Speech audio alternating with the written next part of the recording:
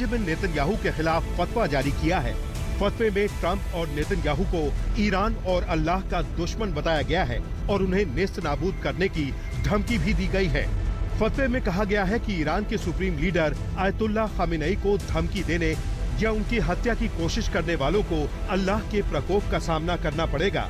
शिया मुस्लिमों के बड़े धर्मगुरु शिराजी की ओर से जारी फतवे में कहा गया है कि ट्रंप और नेतन्याहू को मुसलमानों या इस्लामी देशों की ओर से कोई भी समर्थन या सहयोग हराम माना जाएगा। शिराजी ने दुनिया भर के मुसलमानों से अमेरिका और इजराइल के खिलाफ एकजुट होने का आह्वान भी किया है। ईरान के सर्वोच्च शिया धर्मगुरु ग्रैंड आयतुल्लाह शिरजी ने डोनाल्ड ट्रंप और नेतन्याहू दोनों के खिलाफ फतवा जारी किया है। यानी दोनों के खिलाफ इस फतवे में इन्हें अल्लाह का दुश्मन बताया गया है। दरअसल ईरान ये कोशिश कर रहा है कि मुस्लिम ब्रदरहुड के नाम पर लगातार न सिर्फ अमेरिका बल्कि इजराइल को भी घेरे और इसी वजह से इस फतवे को जारी भी किया गया है। दरअसल इस समय डोनाल्ड ट्रंप और नेतन्याहू दोनों मिलकर ईरान के खिलाफ कार्रवाई की है और लगातार ईरान को घेरने की कोशिश भी कर रहे हैं। इसी वजह से इस फतवे का बहुत महत्व हो जाता है।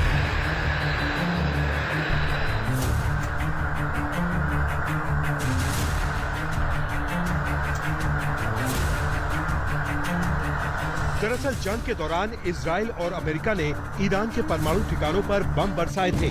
इन हमलों में ईरान के सैकड़ों लोगों, सैन्य अधिकारियों और वैज्ञानिकों की मौत हुई थी। इतना ही नहीं, इजराइल ने कहा था कि अगर ईरान के सर्वोच्च नेता आयतुल्लाह अली खामेनेई उनके हाथ लग जाते तो वो उनकी भी हत्या कर देते।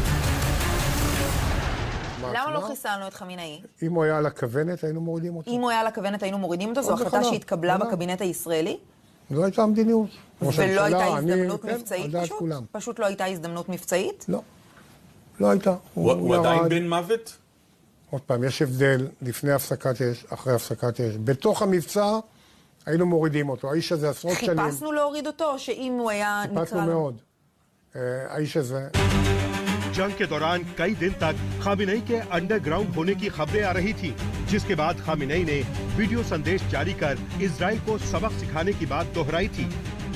ایران رو کسی توقع کنه که تسلیم کشور دیگری بشه، این یکی از اون مهملگویی های غلطی است که یقینا مایه استهزاء افراد خردمند.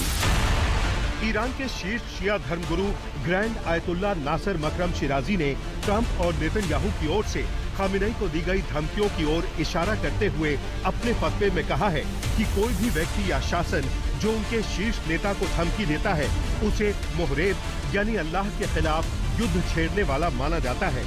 ईरानी कानून के तहत मुहरेब के रूप में पहचाने जाने वाले लोगों को फांसी तक दी जा सकती है। देखिए, अमेरिकी राष्ट्रपति ट्रंप भी खामेनेई को धमकी दे चुके हैं, जिसकी वजह से ईरान की ओर से ट्रंप के खिलाफ फतवा जारी हुआ है। खामेनेई बिना शर्त सरेंडर कर दें। ईरान के आसमान पर पूरी तरह से अमेरिका का नियंत्रण है। हम जानते हैं कि खामेनेई कहां छिपे हैं। वो एक आसान टारगेट है।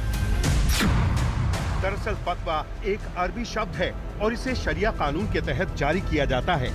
फतवा किसी मुद्दे पर मुफ्ती द्वारा जारी किया गया धार्मिक फरमान है। फतवे को कोई मौलाना या मौलवी नहीं जारी कर सकता है। फतवा सिर्फ मुफ्ती की ओर से जारी किया जा सकता है, जिसके पास कुरान, हदीस, इस्लाम और शरिया के बारे में गहरी जानकारी हो। माना जाता है कि जब कोई व्यक्ति इस्लाम के नियमों का पालन नहीं करता और उसके खिलाफ कोई काम करता है तो शरिया कानून के तहत उसके खिलाफ फतवा जारी किया जाता है। खास बात है कि ईरान के शीर्ष धार्मिक नेता का ये फतवा ईरान इजराइल युद्ध रुकने के 6 दिन बाद आया है।